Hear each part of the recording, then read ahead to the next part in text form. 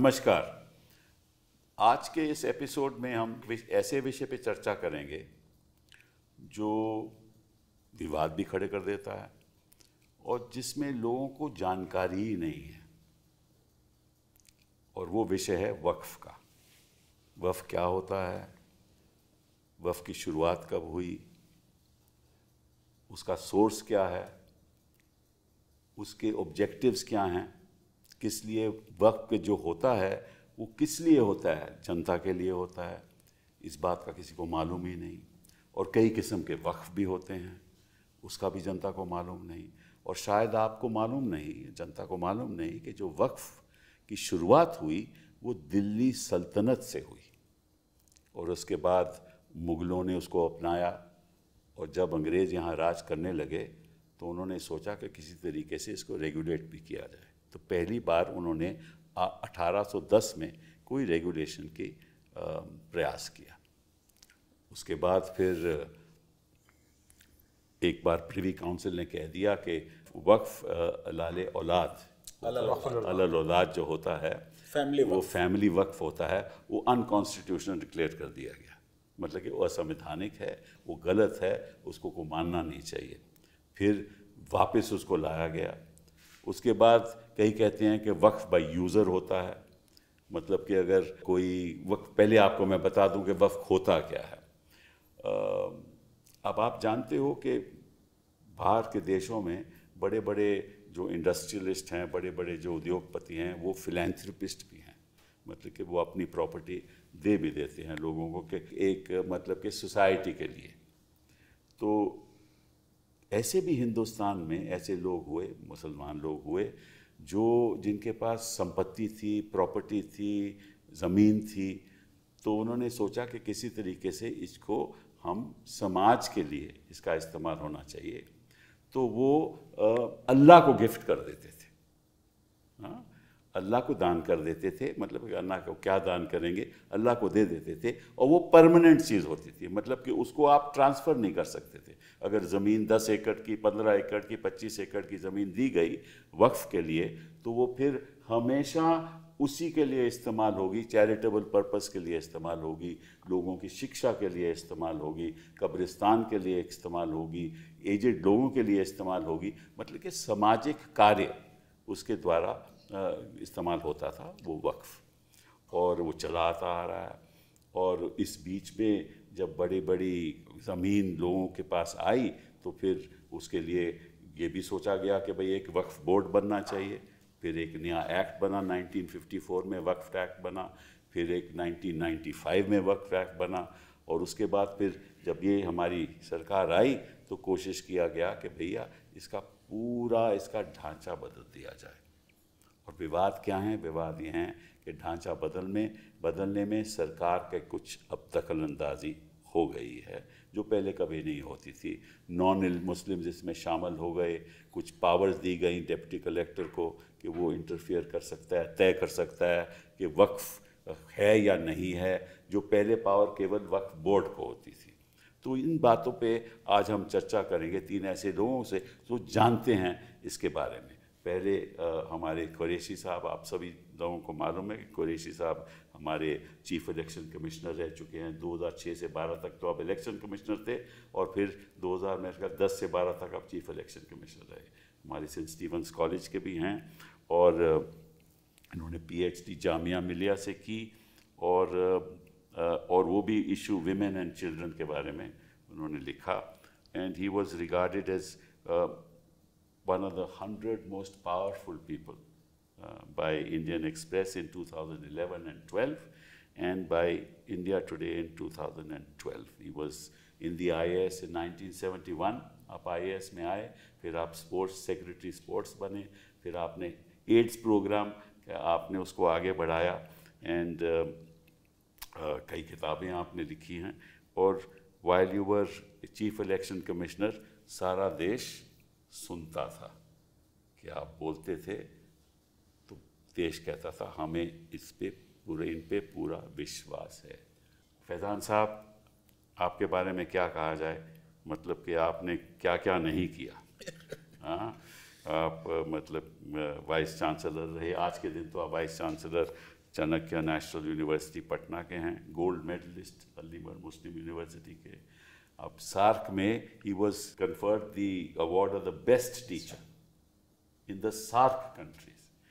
और ये नालसार के आप वाइस चांसलर रहे, नेशनल यूनिवर्सिटी उड़ीसा का आप फाउंडर मेंबर रहे, आप अलीगढ़ मुस्लिम यूनिवर्सिटी में रजिस्ट्रार रहे,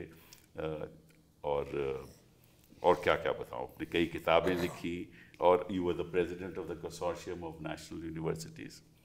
एंड बट एक मैं बात भूल गया, कुरैशी साहब was the administrator of works in Himachal, in Haryana, in Punjab, Chandigarh and in Chandigarh. हाँ, तो आपको तो सब मालूम है 6 इसके साल बारे में, और आप तो लीगल एक्सपर्ट हो, तो आप तो बताएंगे हमें कि इसकी क्या बारीकियां हैं। और फिर हमारे साथ फ़ारूकी साहब हैं। फ़ारूकी साहब की हमारी जानकारी बड़ी पुरानी है, और ये एक मॉडर्न माइंडेड मुस्लिम है कि चाहते हैं कि जो मदरसा में जो एजुकेशन हो वो मॉडर्न किस्म की हो, और बदलाव आना चाहिए। और इनका बड़ा डिस्टिंग्विश्ड करियर रहा है लेकिन है ये चार्टर्ड अकाउंटेंट, प्रोफेशनल आदमी है, तो हर चीज़ प्रोफेशनली करते हैं। हमारे साथ जब भी संबंध इनके लिए हमेशा प्रोफेसर रहे। You been the member of the all India Muslim personal law board, spokesperson of the board. You served as the chairman of the Delhi Minorities Commission, और पहले तो आप समाजवादी पार्टी में थे कुछ टाइम के लिए। और मदरसा modernisation, women's empowerment, communal harmony, secularism, आप हमेशा उसके साथ रहे हैं। तो thank you very much for being here. Qureshi साहब, ये बताइए कि ये जो नया कानून लाने जा रहे हैं, इसके पीछे मकसद क्या है? देखिए, मकसद तो वक्फ प्रॉपर्टीज़ को ग्रैब करना है, और जिसके लिए ये misinformation and disinformation का सहारा लिया जा रहा है। मैं तो हैरान हूँ, 99% लोगों को एक तो वक्फ पता ही नहीं कि वक्फ होता क्या है। जो आपने समझाया, तो वक्फ होता क्या है यही नहीं समझा। उसके लिए मैं चाहूँगा कि फैज़ान साहब कहें, लेकिन मैं बताता हूँ कि वक्फ एक लफ्ज़ होता है अंग्रेज़ी में फुल स्टॉप, उसके लिए अरबिक वर्ड है वक्फ़ा। वक्फ मीन्स फुल स्टॉप। तो विच मीन्स मैंने किसी को प्रॉपर्टी दी जो नॉर्मली मैंने आपको दी, आपने इनको दी, उसको बेची, लेकिन एक दफ़ा अगर हमने किसी को चैरिटी को दे दी तो वो स्टॉपल उस पर हो गया। अब ये आगे नहीं चल सकती फॉर लाइफ, फॉर 1000 ईयर नहीं हो सकती। मैं जब वक्त अल्लाह को दे दी और वो परमानेंट है, इनएलिएनेबल है। मैं जब पंजाब वक्फ बोर्ड का एडमिनिस्ट्रेटर था, हमारे पास एक डीड निकल के आया कुरुक्षेत्र का, जो 1000 साल पुराना, किसी ने अपने घर के घर वक्फ कर दिया। उसकी चैरिटी से, उसके इनकम से चैरिटेबल काम, बच्चों को स्कॉलरशिप, विडोज़ को पेंशन, मस्जिद चलाना, मदरसे चलाना, कब्रस्तान वगैरह की मेंटेनेंस, ये सब की जाती है। और एक लफ्ज़ है इस्लामिक उसमें, सदका जारिया। सदका इज चैरिटी, जारिया इज कंटिन्यूइंग। अच्छा, तो this is a charity, once you have given it is continuing, क्योंकि 1000 साल पहले आपने दिया था, उसकी इनकम से 1000 साल तक लोग बेनिफिट कर रहे हैं। तो इसलिए ये तो एक इनएलिएनेबल है। और ये जो प्रोपेगेंडा किया जा रहा है जो बहुत ख़तरनाक है और लोगों ने बाय कर लिया है। देखो, ये लोग जिस प्रॉपर्टी पे उंगली रख देंगे उनकी हो जाएगी। अरे भाई, बनाना रिपब्लिक नहीं है, कोई लूट थोड़ी मच रही है। अब मैं आपके प्रॉपर्टी पे आके कह दूं कि ये तो मेरी प्रॉपर्टी है वफ़ की, कि आप मान लेंगे या आप मेरी property? We should have proper deed. वक्फ प्रॉपर्टी का क्या होता था कि बहुत साल से लोगों ने बहुत ग्रैब भी कर रखी है, सरकार ने ग्रैब कर रखी है। तो 1993 के में या जो भी बिल था, उस एक्ट ने ये अमेंडमेंट की थी कि एडवर्स पोजीशन जो 12 साल में हो जाता है, उससे एग्जम्पशन गवर्नमेंट प्रॉपर्टीज़ को है, पब्लिक प्रॉपर्टीज़ को, उसके के साथ इन्हें इक्वेट कर दिया कि लाइक पब्लिक प्रॉपर्टी, वक्फ प्रॉपर्टी भी अगर एडवर्स पोजीशन में 50 साल से भी है तो वो ये नहीं कि अब आपकी हो गई। तो वो हम लॉ दिखा के, अगर मैं आपको 80 साल पुरानी जमाबंदी दिखाऊं कि ये तो वक्फ प्रॉपर्टी है, उस बेसिस पे मैं क्लेम करूं, और ये भी नहीं कि आते ही मैं कब्जा कर लूँगा। एक नोटिस होगा, साल भर तक उसकी लीगल प्रोसीडिंग्स होंगी, जिससे ये साबित किया जाएगा, कोर्ट डिसाइड करेगी कि हाँ ये तो वाकई वक्फ प्रॉपर्टी थी, इलीगल पोजीशन में तो बोर्ड डिसाइड कर। ऐसे थोड़ी कि किसी के प्रॉपर्टी में इन्होंने जो प्रोपेगेंडा किया है कि जिस प्रॉपर्टी पे आगे हाथ रख देंगे उनकी हो जाएगी, तुम्हारी सारी प्रॉपर्टी छीन लेंगे, लोगों को इस पे विश्वास हो गया। तो ये मैं समझता हूँ। फैजान साहब ये बताइए कि कितने किस्म के वक्फ होते हैं और इसमें बारीकियां क्या क्या हैं? नहीं, मैं जो याकूब भाई ने कहा उसको ज़रा आगे बढ़ाते हुए कि वक्फ लफ्ज़ तो कुरान में नहीं है, अच्छा, लेकिन 20 वर्सेस हैं जो इनकरेज करती हैं लोगों को चैरिटी करने के लिए। और इंग्लिश में कहावत है कि चैरिटी बिगिंस एट होम। तो जो फैमिली वक्फ का लॉजिक है वो ये है। तो शुरू में जो इस्लामिक स्टेट थी वो छोटी भी थी, उसके पास वेलफेयर करने के लिए पैसे ही साधन नहीं था, ये मैंने बताया। तो उन्होंने कहा कि पब्लिक आगे आए और ये वेलफेयर करे। अब पब्लिक अगर एक्स को प्रॉपर्टी देगी तो वो तो एक्स की हो जाएगी, वो परमानेंट तो नहीं रहेगी, वो बेच देगा उसे। करेक्ट। इसलिए जो गॉड को दिया जा रहा है ये सोच के कि गॉड कोई परमानेंट एंटिटी है बिलीफ के हिसाब से, इसलिए वो प्रॉपर्टी जो है वो परमानेंटली गॉड की गिफ्ट हो गई। तो ये बिल्कुल एक मिथ है कि ये सिर्फ मस्जिद या मदरसे के लिए हो सकता है। जो पब्लिक वक्फ है उसका लार्जली पर्पस पब्लिक होगा। जैसे मैं कहूँ कि स्कूल बनाना है, सड़क बनानी है, या इसका कोई हमको धर्मशाला बनानी है, कोई रिलीजियस पर्पस नहीं है इसका। तो रिलीजियस पर्पस हो सकता है, पायस हो सकता है, चैरिटेबल, और ज़रूरी नहीं है कि तीनों हों एक में, सिर्फ चैरिटेबल हो सकता है। एक इब्ने बतूता ट्रेवलर है, मोरिश इंडिया भी आया था, उसने अपनी बुक रहला में लिखा कि सीरिया में 13वीं सेंचुरी में एक ने वक्फ किया कि ये जो ढाबों और होटल और पर बच्चे काम करते हैं, चाइल्ड लेबरर अब भी कर रहे हैं, जबकि लॉ है, तब तो लॉ नहीं था, उनसे वो चाइनीज़ कीमती थी उस ज़माने में प्लेटें वगैरह टूट जाती हैं और उनको फिर वो होटल वाले जो हैं, ढाबे वाले मारते हैं। तो उसने वक्फ ये किया कि इस पैसे से उनको रिप्लेस कर दो, बच्चों को मत मारो। मतलब मैं ये दिखाना चाह रहा हूँ कि उसका कोई ये ज़रूरी नहीं कि रिलीजियस मोटिव हो। इसीलिए ये बात हो रही है कि इस बिल की ये प्रॉब्लम है कि जो मुसलमानों के लिए करे वो तो अलग है, ये हिंदुओं के लिए भी कर रहा है। हिंदू भी वक्फ कर सकता है किसी सराय के लिए, सड़क के लिए, स्कूल के लिए। आप उसका राइट कैसे ले सकते हैं? क्योंकि प्रॉपर्टी उसकी है। तो पहला टाइप तो हो गया पब्लिक का, जिसमें कोई प्राइवेट पर्पस नहीं है। मैं आपसे थोड़ा सा, सॉरी टू इंटरप्ट यू, मैं आपसे एक छोटी सी बात पूछना चाहता हूँ कि जो हमारे संविधान में सरकार तो पैसा दे नहीं सकती फॉर एनी रिलीजियस पर्पस, ठीक है, नहीं दे सकती, नहीं दे सकती, तो कम्युनिटी देगी। तो एक साधन बना हुआ है कम्युनिटी का कि आप वक्फ के द्वारा चैरिटेबल पर्पस के लिए दे सकते हो, क्योंकि सरकार को आपको दे नहीं सकती, वो तो संविधान के खिलाफ है। बिल्कुल। तो ये असली जो इसका मकसद है वो ये है, यही मैं कह रहा हूँ। नहीं, बिल्कुल है, आपकी बात सही है।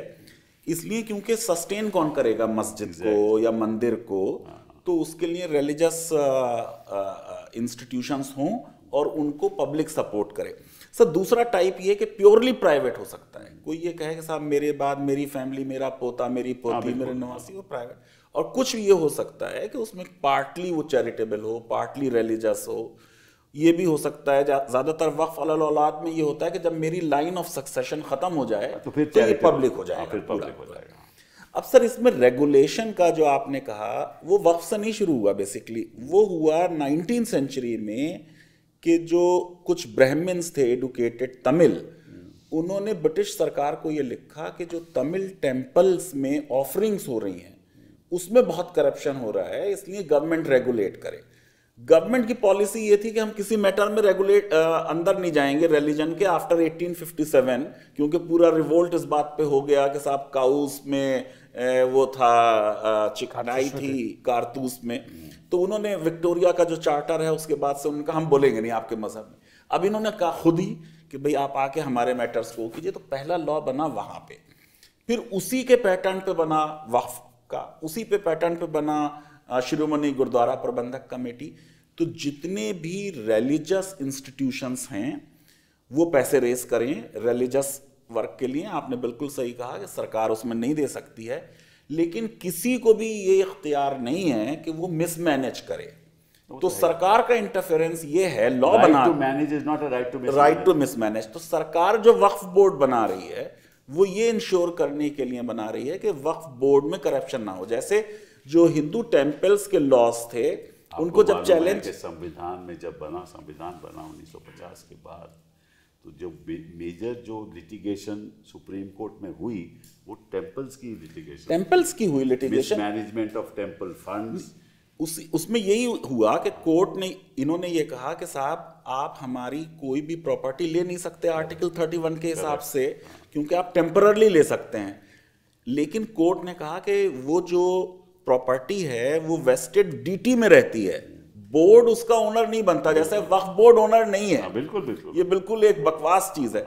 दूसरे कोर्ट ने ये कहा कि जब आप ऑफरिंग कर रहे हैं डीटी को, ये रिलीजियस एक्ट है, लेकिन एक बार जब पैसा दे दिया वो पैसा खर्च कैसे हुआ, ये सेकुलर है, इसलिए हम उसे देखेंगे कि आप उसमें करप्शन ना कर रहे हो। बिल्कुल सही है ना, ये बात भी सही है, होना भी ऐसा चाहिए और कोई रोकना भी नहीं चाहिए इस बात को। अब सर क्योंकि कई वक्त मिसमैनेज होते हैं, बिल्कुल बिल्कुल बिल्कुल, हाँ, कब्जा भी गलत होता है, ये भी हमें मालूम है, उसको तो रोक होनी चाहिए। बट सर जो चीज यहाँ पब्लिक में नहीं आई कि वक्फ बोर्ड के ऑलमोस्ट सारे मेंबर सरकार नॉमिनेट करती है।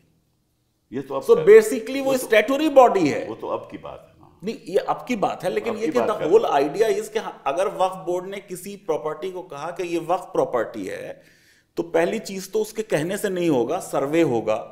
सर्वे कमिश्नर जो होगा वो सरकार का पब्लिक सर्वेंट है। उसके बाद उसकी रिकमेंडेशन वक्फ बोर्ड को जाएगी जो स्टैट्यूटरी बॉडी है, all nominated by government except 1 और 2 मुतवल्ली जो इलेक्ट होके आ जाएंगे।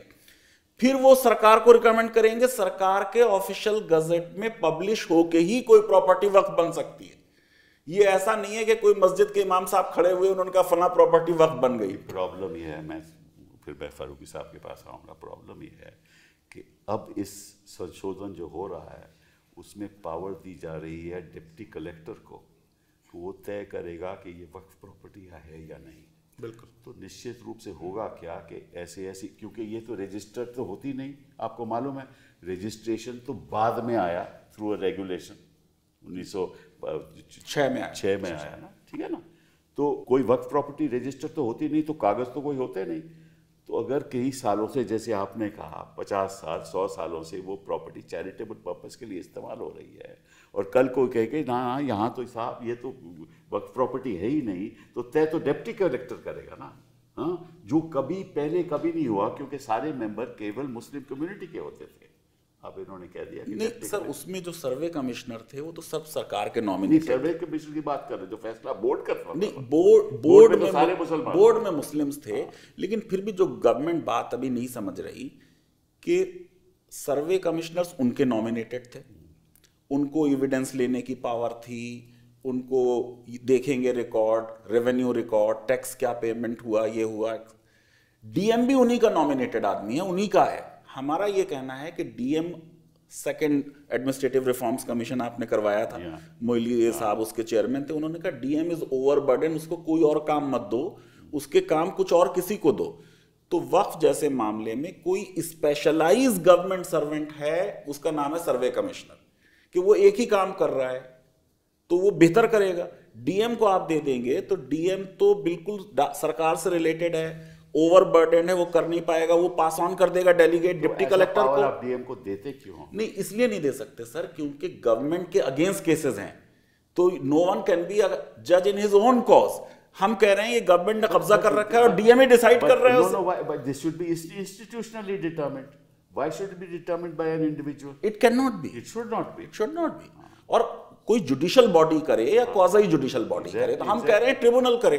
ट्रिब्यूनल करे, तो ट्रिब्यूनल तो होता था ना आपको अंडर द ओल्ड वक्फ act, the board used to decide and it used to there. Sir tribunal था, और ट्रिब्यूनल के भी सारे मेंबर गवर्नमेंट नॉमिनेटेड, यानी उनका जॉइंट सेक्रेटरी अब इन्होंने कर दिया, पहले डिप्टी सेक्रेटरी था, और उनका एक्सपर्ट नॉमिनेटेड, सब उनके लोग हैं। उनको उस सिविल जज था, अब इन्होंने कह दिया कि साहब सेशन जज होगा। हम तो कह रहे हैं वेलकम कर रहे हैं, चलिए सेशन जज जरा हायर आदमी है। लेकिन आपकी ये है कि आप कई चीजों में वेलकम भी करते हैं। अब मैं टीचर हूं ना सर, तो मुझे बच्चों को सही सही बता देना है कि देखो इसमें ये पॉजिटिव चीज है, ये नेगेटिव चीज है। करेक्ट। अब ये बताइए फारूकी साहब, आपके विचार हम समझते हैं कि ये मामला पॉलिटिकल नहीं है, सर पॉलिटिकल बना दिया गया है इसको, अदरवाइज ये पॉलिटिकल नहीं है, तो बिल्कुल एक सोशल इशू है। नहीं, ये संशोधन लाना पॉलिटिकल नहीं है, ये बिल्कुल पॉलिटिकल है। ये बेसिकली एक जैसे एक पूरा वातावरण बनाया गया है, और इसमें ये प्रेजेंट हुकूमत ही नहीं बल्कि इसमें माफ़ कीजिएगा बहुत दिनों से वफ़ के साथ में ज़्यादती होती आ रही है, और मौका मिल गया अब इस प्रेजेंट गवर्नमेंट को कि वो उसको बिल्कुल बेड़ागर करने पर लगे हुए हैं। They are taking advantage of it. लेकिन जो आप दोनों ने जो बात कही है वो बहुत अहम बात है। इसकी टेक्निकलिटीज़ ये हैं कि भाई ये बिल्कुल प्रॉपर्टी एक्ट के अंदर जिस तरह से चीज़ें होती हैं बिल्कुल उसी तरह का मामला है। प्रॉपर्टी हमने अपनी मर्जी से गिफ्ट कर दी, दे दी एक पर्टिकुलर काम के लिए, और उस काम के अंदर जितनी भी चीज़ें वो हो रही हैं और वो सारी की सारी गवर्न होती है। Sir I have been the auditor of even the वक्फ बोर्ड्स, ऑल द वक्फ बोर्ड, पंजाब वक्फ बोर्ड हो कि दिल्ली वक्फ बोर्ड हो, सब जगह। ऐसा नहीं है कि वहाँ सब कुछ ठीक ठाक चल रहा है, लेकिन उसके बावजूद हम लोगों की रिपोर्ट जो है वो एक बिल्कुल उसी तरह से CAG में जाती हैं जैसे और बाकी हम कंपनी की ऑडिट करते हैं तो उसमें भी जाती हैं। तो गवर्नमेंट के पास सारे तरीके हैं उसका, अगर कोई मिसमैनेजमेंट हो रहा है, कोई करप्शन हो रहा है, लेकिन यहाँ पर्पज़ उसका करप्शन ख़त्म करना नहीं है, यहाँ पर्पज़ उसका मिसमैनेजमेंट करना नहीं है। इस प्रेजेंट गवर्नमेंट के अंदर पर्पज़ ये है कि किस तरह से मुसलमानों के वो सारे इंस्टीट्यूशन जो मुसलमानों के लिए कुछ बेहतरी का काम करते हों उनको किस तरह से ख़त्म किया जाए। That is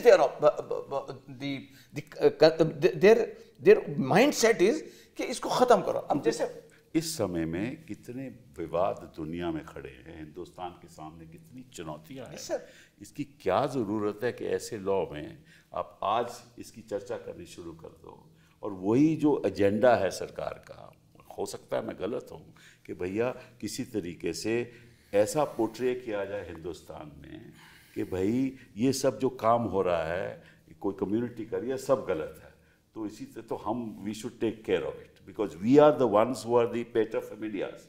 हम इनके लिए अच्छाई कर सकते हैं, ये अपने लिए अच्छाई नहीं कर सकते। सर इसमें भी एक बात है सर, इसमें जो आपने बात कही ना इसमें एक बात निकल के आ रही है।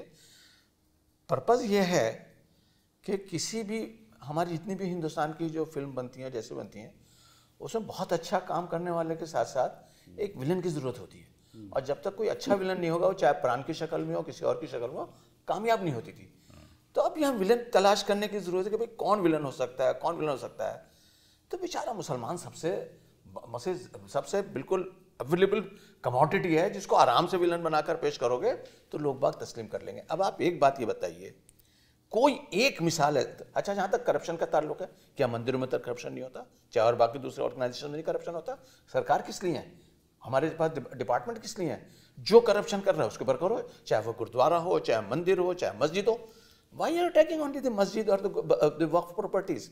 You have got all the right, जैसे फैजान भाई ने कहा, हम नहीं अपॉइंट करते, वक्फ बोर्ड का चेयरमैन वगैरह हम नहीं अपॉइंट करते हैं, आप बेचते हैं, नॉमिनेटेड आदमी होता है, और वो आम तौर के ऊपर वो IAS ऑफिसर होता है।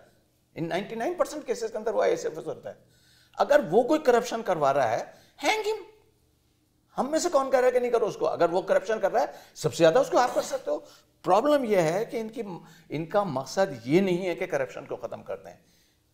मैं पॉलिटिकल एक स्टेटमेंट देने की कोशिश करूंगा कि ये इनका मकसद सिर्फ ये है किस तरह से हिंदुस्तान की सबसे बड़ी माइनॉरिटी को जलील करके अपना वोट बैंक ठीक करो और मजे के हुकूमत करो। इसमें मैं ऐड करना चाहूँगा एक चीज़ कि ये तो एक आधा एम है, दूसरा इन प्रॉपर्टीज को ग्रैब करना भी मकसद है।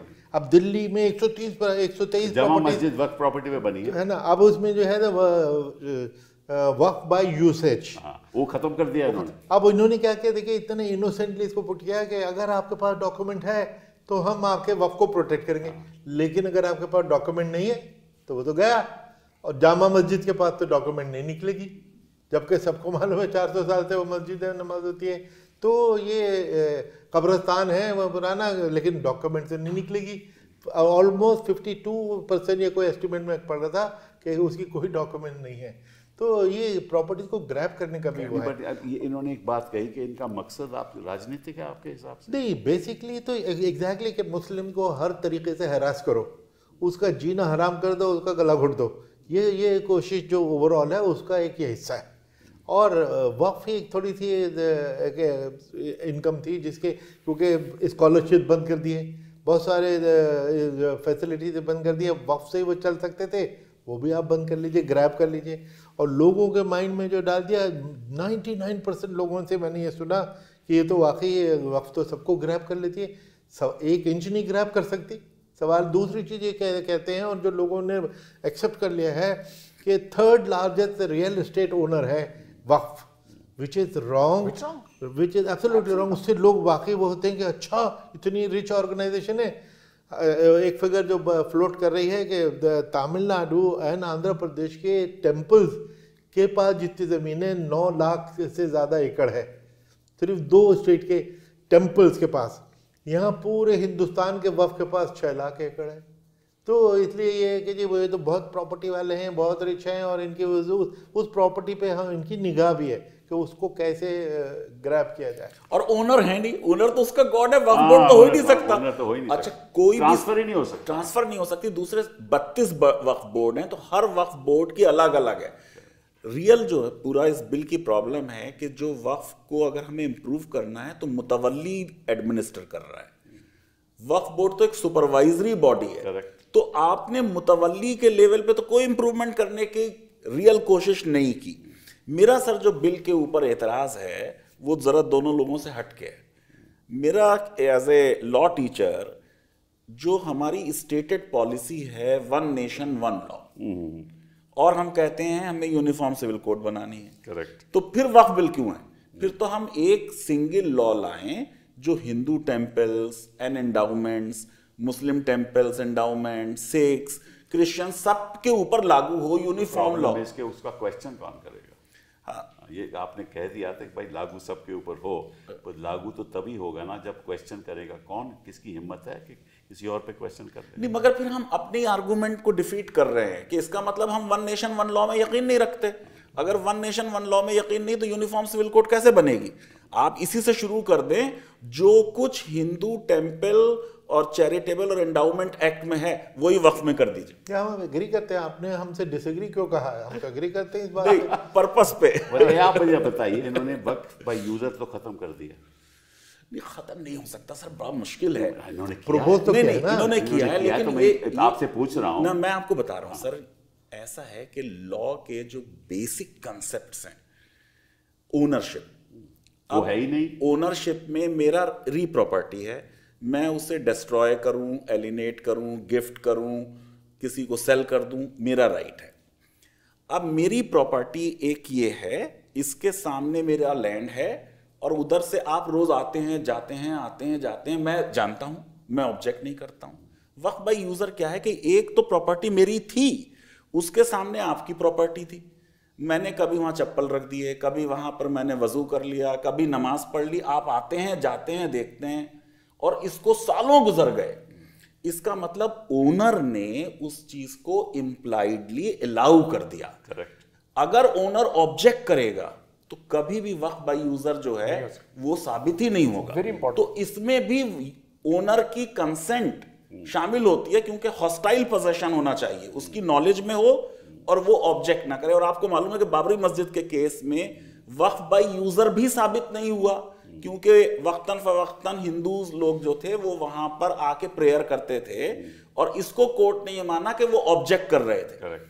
तो एक वो मस्जिद जिसमें 400 साल नमाज भी हुई, वो भी वक्फ बाय यूजर साबित तो नहीं हो पाई, अनलेस वो बिल्कुल पक्का मामला हो कि ओनर को कोई एतराज ना हो over a long period of time, तब वो वक्फ बाय यूजर होता है। ये प्रिंसिपल हम अपने लीगल सिस्टम से निकाल ही नहीं सकते, इम्पॉसिबल है ये निकालना। अच्छा, 2 चीज़ें आपसे पूछता हूँ। पहली तो, और मुझे भी मालूम है इस बात का कि ये जो power to transfer, power to sell, वो भी बोर्ड को दी गई कि आपका पास वक्फ है, आप वहाँ बैठे हैं, आप इसको बेच भी सकते हैं ना? नहीं सकते, ये है।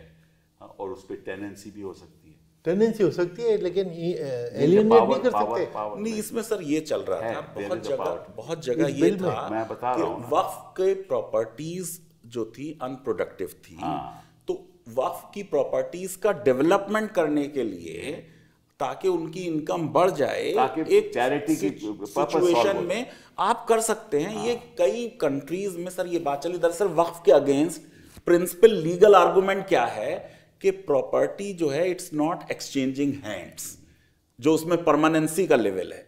इसलिए कई मुस्लिम कंट्रीज ने कहा साहब 60 साल तक रहेगी अगर आपने प्रॉपर्टी ऐसे की, कई ने कहा 2 जनरेशंस तक रहेगी, कई ने वक्फ अलल औलाद जो था वो कंप्लीटली एबॉलिश कर दिया।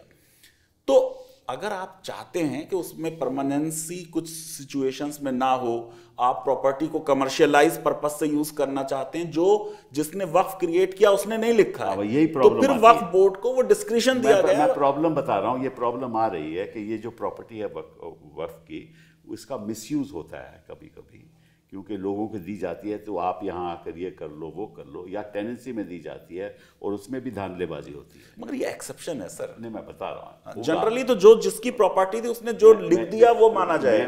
मैं इसलिए बता रहा हूँ कि कुछ ऐसे आरोप लगते हैं। हाँ, और नहीं, ये जो ज्यादातर बेचा है ये इलीगल है।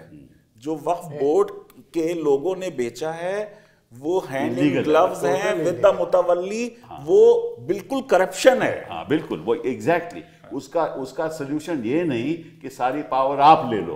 उसका सोल्यूशन जैसे आपने कहा साहब, आप जो बात कह रहे हैं ना, ये बिल्कुल ह्यूमन साइकोलॉजी है। ये ह्यूमन साइकोलॉजी कि आपके पास कोई चीज का पावर दे दिया जाए, आपको कोई पूछने गछने वाला ना हो, आप खुद बुद कर लोगे उसको। लेकिन इसका ये मकसद नहीं हो सकता कि जो स्टेट है वो खुद उसको खुद बर्द करना शुरू कर दे, उस पर्पस के लिए ना इस्तेमाल करने दे जिस पर्पस के लिए वाकिफ ने किया है। एक वाकिफ ने तो कहा कि भाई आते जाते लोगों को यहाँ से जब सड़क से गुजरे उनको पानी पिलाने का इंतजाम कर दें। बिल्कुल सही। उसने कहा कुआं बना दीजिए और उस कुएं के अंदर मसे की आदमी भी बैठेगा, जो भी होगा बगैर मजहब के फर्क के पानी पीता जाएगा। लेकिन वो वक्फ है, रहेगा वो वक्फ ही। अच्छा, इस पे मैं कहना चाहूँगा कि ये जो ये मानते हैं कि वक्फ बोर्ड में मिसमैनेजमेंट बहुत होता है। मैं उसमें एडमिनिस्ट्रेटर इसीलिए लगाया गया था कि बोर्ड मिसमैनेज कर रहा था, तो सरकार ने उसको एबॉलिश करके मुझे एडमिनिस्ट्रेटर लगाया।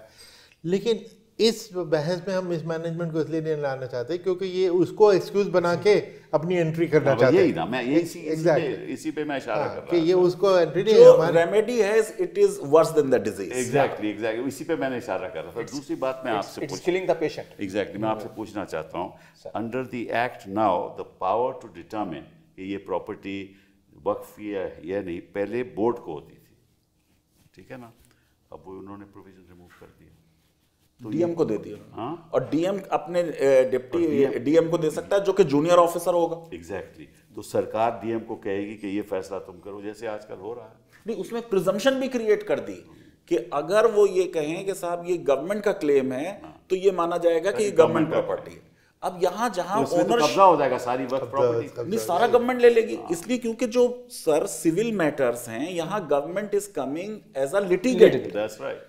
उसका राइट और मेरा राइट प्रूव करने का बराबर होगा। बिल्कुल बिल्कुल। ये कोई ऐसा नहीं है कि वो गवर्नमेंट को आप प्रिजम्पशन से दे देंगे। वो तो कहेंगे साहब ऐसे कैसे प्रूव कर सकते हो कि ये वक्फ है। मैं एक चीज़ वजाहत करना चाहूँगा कपिल कि ऐसा नहीं है कि वक्फ किसी भी प्रॉपर्टी को वक्फ डिक्लेयर कर सकती है, वक्फ क्लेम कर सकती है कि ये वक्फ थी on the basis of some document, और जाना उसने एक थर्ड पार्टी के पास, सर्वेयर के पास जाना है जो नोटिफाई करेगा और 1 साल तक उस पर लिटिगेशन होगी कि वक्फ बोर्ड ही डिटरमिन कर दे कि मैंने वक्फ बोर्ड इस तरह पता लगा कि जी 80 साल से ये प्रॉपर्टी इनके पास थी, इनके कब्जे में एडवांस में, तो लेकिन मुझे एक डॉक्यूमेंट पुरानी, बल्कि हम लोगों ने सर्वे कराया कि भाई पुरानी जमाबंदियाँ सारी देखो कितनी वक्फ, तो उसमें बहुत प्रॉपर्टी निकल के आई कि वक्फ की थी। Over a period of time patwari को पैसा दे दिला के उसकी ओनरशिप बदल गई। लेकिन सरकार ने, उस ज़माने की सरकारों ने इसमें ये फैसिलिटी दी थी कि अगर आप दिखा दो कि पुरानी डॉक्यूमेंट से कि आपकी है तो एडवर्स पोजीशन नहीं उसमें लिया जाएगा, और 60 साल पर 80 साल पुराना भी कब्जा है आपको ये वापस मिलेगी। लेकिन ये नहीं कि मैंने खुद डिक्लेयर कर दिया। वक्फ बोर्ड तो जाता था अपील में, ये कि जी ये प्रॉपर्टी मेरी है, देखो इन्होंने ग्रैब कर रखी है, मुझे वापस दिलवाई जाए। सही बात है, कई बार ऐसा हुआ। और जो हिंदू रिलीजियस एंडाउमेंट के लॉज हैं उन पे भी एडवर्स पोजेशन का लॉ लागू नहीं होता। आइडिया ये है कि जो पब्लिक पर्पस के लिए यूज हो रही हैं चीजें, जो पब्लिक प्रॉपर्टी बन गई, वक्फ ओरिजिनली तो प्राइवेट प्रॉपर्टी थी जब मैंने उसे वक्फ किया, वक्फ होने के बाद अब वो पब्लिक के इस्तेमाल में होगी, इसलिए उस पर एडवर्स पोजेशन का लॉ ना लगाया जाए। correct. और वेरी स्ट्रेंजली जो हमारे धर्मशास्त्र हैं हिंदुओं के, उसमें ऑलरेडी ये लिखा हुआ है कि सरकार की प्रॉपर्टी, मंदिर की प्रॉपर्टी और औरतों की प्रॉपर्टी पे एडवर्स पोजेशन न लगाया जाए। अब क्या हम पूरा एडवर्स पोजेशन का लॉ बदलने जा रहे हैं? वक्त तो ऐसा तो है। क्या हम उन स्टेट्स में भी बदलेंगे? तो कितना, अगर वहां भी बदलेंगे तमिलनाडु में और कर्नाटका, नहीं, तो कैसे तमाम बदलेंगे? तो हिंदू टेम्पल्स की भी प्रॉपर्टी का लॉस नहीं, होगा। मुझे बड़ी खुशी है कि फैजान ने ये वजाहत कर दी, वरना ये इल्ज़ाम लगता कि जो एडवर्स पोजीशन वाला एग्जम्पशन दे दी गई थी कि लाइक पब्लिक प्रीमिसेस, इस पे भी लागू नहीं होगा, तो अपीजमेंट का चार्ज लग जाता कि देखो मुसलमानों को अपील। इन्होंने बताया कि तो सारी एंडाउमेंट्स पे अप्लाई सारों करते पे हैं। अब देखो एक और काम कर रहे हैं, ये कह रहे हैं कि जो सेंट्रल वक्फ काउंसिल है ये बनाने जा रहे हैं, उसमें the union minister will be in charge, ठीक है ना, and is the x official member होगा वो, और वहाँ सारे काउंसिल मेंबर सारे मुस्लिम नहीं होंगे, उसमें केवल 2 महिलाएं होंगी और 2 मेंबर नॉन मुस्लिम होंगे। ये तो पहले कभी नहीं हुआ sir. This is a violation of article 26 of the जी सर, इसमें मेरी जो टेक है वो आम लोगों से जरा डिफरेंट है। नंबर 1 तो ये कि आज भी जो सेंट्रल वक्फ काउंसिल है उसका head union minister for minorities affairs है, और आज भी उसमें ये नहीं लिखा कि उसके सब मेंबर मुसलमान होंगे। तो ये बट रियलिटी तो यही है। वो तो आप बना सकते थे 10 साल में, आप नॉन मुस्लिम कोई उसमें, जैसे एमपी को नॉमिनेट करना है या जज को नॉमिनेट करना है तो आप जिसको चाहें ले लें, लेकिन वक्फ बोर्ड के बारे में था कि सिर्फ मुस्लिम्स होंगे। ये कहां से आया सर? ये आया 26 से, क्योंकि राइट है of religious denomination and any section thereof. तो प्रॉब्लम ये है कि आप नॉन मुस्लिम को कर दें। मैं as a constitutional law teacher उसे वेलकम कर रहा हूं कि भाई हर इंस्टीट्यूशन में डाइवर्सिटी आनी चाहिए। अगर कोई नॉन मुस्लिम बहुत बड़ा एक्सपर्ट है, वो वक्त प्रॉपर्टी के लिए अच्छी राय दे तो बहुत अच्छा है, लेकिन 26 का क्या करेंगे? एक बार नॉन हिंदू बाकी जगह तो नहीं नॉमिनेट नहीं है, नहीं उसमें, और अभी यही बात पूछना चाहता हूँ। नहीं सर, उसमें और अगर वहां नहीं होते तो यहाँ क्यों? ये वही फिर मैंने ना कहा ना कि 1 नेशन 1 लॉ के प्रिंसिपल पे हम पीछे जा रहे हैं। वहां अजीब बात है, तमिलनाडु में जो हिंदू की डेफिनेशन आर्टिकल 25 में है कि उसमें बुद्धिस्ट, जैन और सिख शामिल हैं, लेकिन वहां जो टेंपल बोर्ड है उसमें जैन, सिख और बुद्धिस्ट जो कॉन्स्टिट्यूशनली विद इन हिंदू आ रहे हैं, वो भी नहीं आ सकते। करेक्ट बात है, तभी तो मैं ये पूछ रहा हूं। तो ये 2 लॉ आप कैसे करेंगे? फिर ये आर्बिट्रेरी हो जाएगा, फिर इट इज हिट बाय 14। 25 का भी उल्लंघन होगा, आखिर 26 का भी उल्लंघन, और 14 का भी, और 14 का भी होगा, और 16(5) का भी होगा। तो फिर कैसे होगा? तो कैसे काम चलेगा? ये तो मतलब कि एक लिटिगेशन का माहौल बन जाएगा। बिल्कुल बिल्कुल। और एक्चुअली ये, और यही है चाहते हैं, मैं आपको सच बात बताऊं, बेसिकली यही चाहते हैं। देखिए, और वुमेन में सर कमाल कर दिया। हम कह रहे हैं कि हम वुमेन को दे रहे हैं पहली बार, वो ऑलरेडी लॉ में है, ऑलरेडी लॉ में दिया हुआ है एटलीस्ट 2 वुमेन, इन्होंने कर दिया नॉट मोर देन 2 वुमेन, यानी कम कर दिया। अब 2 से ज्यादा नहीं हो सकती। पहले लॉ में 2 से ज्यादा हो सकती थी। करेक्ट। पर्पस, देखिए पर्पस ये है बेसिकली कि अगर इनकी इंटेंशन ये होती कि हम वक्फ को सुधारने की बात कर रहे हैं, तो शायद हम 3-4 मिलने के बाद ना कहते वेलकम करते, लेकिन इनकी इंटेंशन ये नहीं है। इनकी इंटेंशन 2 है। इनकी इंटेंशन ये है कि किस तरह से माइनॉरिटीज़ को, चाहे वो कोई सी भी माइनॉरिटीज़ हो, और ख़ास तरीके से मुसलमान, मैं बिल्कुल स्ट्रेट बात करता हूँ, सिख बेचारे बच गए हैं थोड़ा बहुत, लेकिन वो भी अटैक पर हैं, उनको कोशिश करिए। इनको किसी तरह से इतना ह्यूमिलिएट कर दो कि हमारा बाकी जो मेजॉरिटी वाला वोट है वो हमारे साथ हो जाए। ये पॉलिटिक्स है, तो राजनीतिक दृष्टिकोण, सिवाय राजनीति के और कुछ नहीं है। ये पूरे मुल्क को पोलराइजेशन करने का एक प्लान है, षड्यंत्र है, जो मुल्क बर्बाद हो जाएगा अगर ये सब कुछ होता रहा। इतनी जल्दी तो बर्बाद हम नहीं होने देंगे। आप और हम जिंदा रहेंगे तब ना, हमें और आपको सबको बंद कर देंगे। और polarisation as a winning electoral strategy proven है। It is proven. It is proven all is proven. This is very sad for the country. It's a very sad thing. कि ये अब ऐसी बातें जो समाज से, जो समाज के सामने जो चुनौतियां हैं इतनी गंभीर हैं, बेशक, और सारे देश को इस चर्चा में, इस डायलॉग में आकर भ्रमित करना ताकि आपको राजनीतिक फायदा हो जाए, ये तो बड़ी मतलब कि सर मैं तो as law teacher big ticket law reform के फेवर में हूं कि होने चाहिए, हम सब, लेकिन रिफॉर्म कंसेंसस से हो और अक्रॉस बोर्ड हो और पॉलिटिकल पॉइंट स्कोर करने के लिए ना हो। एब्सोल्युटली, मैं मानता हूँ आपकी बात। अब ये एक और आपसे मैं सवाल पूछना चाहता हूँ, ये जो उन्होंने बनाया है वक्फ बोर्ड फॉर बोरा एंड आगा खानी कम्युनिटी, ये क्यों बनाया? अब सर देखिए, हमारे आज के भी एक्ट में ये है कि किसी स्टेट में अगर तादाद कम है लेट अस से शियाओं की, तो सुन्नियों का ही बोर्ड उनका भी देख लेगा मामला। इसमें भी ये है, तो हर जगह तो बोहरास का नहीं होगा। मैं इसको पर्सनली वेलकम कर रहा हूँ। अच्छा। उसकी वजह यह है कि ठीक है, अगर हमारे दो और सेक्शंस हैं बोहराज या आगा खानी, तो वो कर लें, लेकिन शिया बोर्ड सफिशिएंट है उनके इंटरेस्ट को, बिकॉज बेसिकली वो शिया हैं, करेक्ट, शिया हैं उसमें। लेकिन इसमें ओबीसी का भी किया गया। हम कह रहे हैं एक तो ओबीसी का भी वेलकम है, मैं पर्सनली वेलकम कर रहा हूँ, लेकिन अगर हम वाकई ओबीसी के लिए बहुत ही दर्दमंद हैं तो हम ओबीसी हिंदू बोर्ड में भी करें। और ओबीसी जो है वो रिलीजियस डिनोमिनेशन नहीं है, वो सोशो इकोनॉमिक कैटेगरी है, तो 26 में नहीं कवर हो रहा है वो। और तीसरी चीज ये कि ओबीसी जो मुस्लिम्स कुछ हैं उनको शेड्यूल कास्ट का भी स्टेटस दें, प्रेसिडेंशियल ऑर्डर उसमें अमेंड हो। हम तो ओबीसी के साथ हैं, हम ओबीसी आप ऐसे सुझाव दे रहे हो जो कोई मानने नहीं वाला। अब सर लॉ टीचर कर क्या सकता है, सुझाव दे सकता है, मानना न मानना तो सरकार की, आपको मालूम है ना, पार्लियामेंट की बात है। उनका तो दृष्टिकोण कुछ अलग ही है। चलिए आपसे एक और सवाल पूछता हूँ आप तीनों से, कि अब ये कहते हैं कि the bill states that any government property identified as वक्फ will cease to be so. The collector of the area will determine ownership in case of uncertainty and submit a report to the government. If deemed a government property, he will update the revenue records. तो वो फैसला करेगा, revenue record में कहेगा government ownership और आपका बात। Land grab. ये किस किस्म की, ये तो ओनरशिप के लॉ को अपसाइड डाउन कर दिया हमने। मतलब कि जो भगवान को दी गई, अल्लाह को दी गई प्रॉपर्टी, वो डिप्टी कलेक्टर कहेगा कि ये तो हमारी है। हाँ, तो शायद मेरे ख्याल से मुझे ऐसा लगता है कि ग्रैबिंग वाले उसके ऊपर जो है ना, ये माफ़ कीजिएगा जरा सख्त लफ्ज़ बोल रहा हूँ, ये भगवान से भी ऊपर उठ कर हैं, अल्लाह मियाँ से भी उठ कर हैं। उसकी वजह यह है ना कि इनकी नज़र के अंदर तो कोई उसकी वैल्यू ही नहीं है। भगवान और अल्लाह की कहाँ वैल्यू है? जो वो बेईमान आदमी जो बैठा है उसकी वैल्यू है, जो पूरे इंस्टीट्यूशंस को ख़त्म कर देगा। That is what actually they want. मुल्क में अनार्की फैलाना चाहते हैं। नहीं, पर देखिए जो साधन वक्फ के द्वारा मुस्लिम माइनॉरिटी को दिया गया कि आपकी एजुकेशनल इंस्टीट्यूशन चल सकती हैं, आपके चैरिटेबल प्रोग्राम चल सकते हैं, आपके स्कॉलरशिप प्रोग्राम चल सकते हैं, आपके कब्रिस्तान के वो चल सकते हैं, ओल्ड एज होम्स, वृद्ध लोगों को फ़ायदा हो सकता है।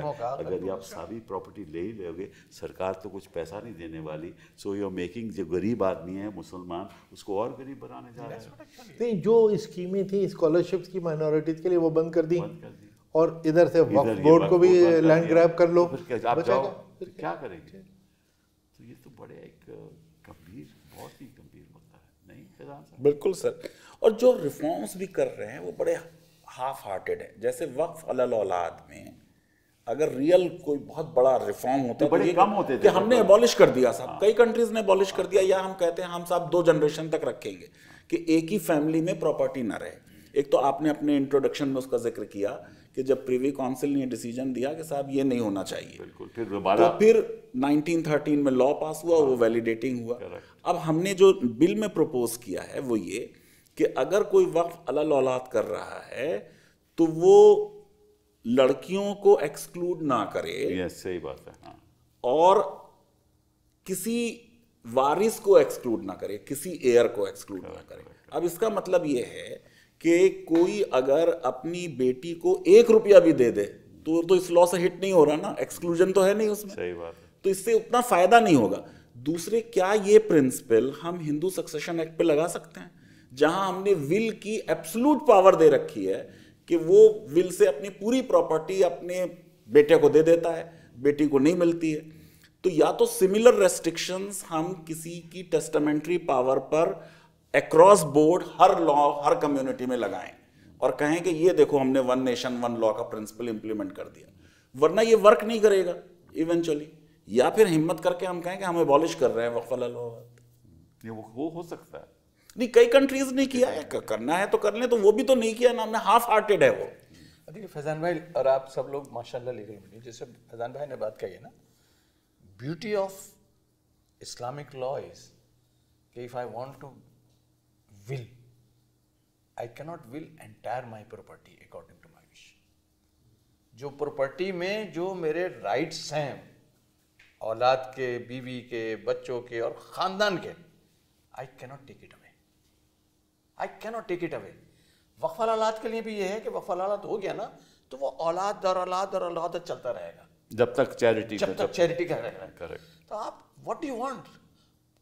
मेरा इतना खूबसूरत मुल्क है कि जिसके अंदर हम लोग हर मजहब के मानने वालों ने, चाहे वो सिख कम्युनिटी हो, चाहे हिंदू कम्युनिटी हो, चाहे मुसलमान हो, चाहे क्रिश्चियंस हो, सोसाइटी के लिए अपनी अपनी पूरी पूरी जायदादें उन्होंने दे दी हैं।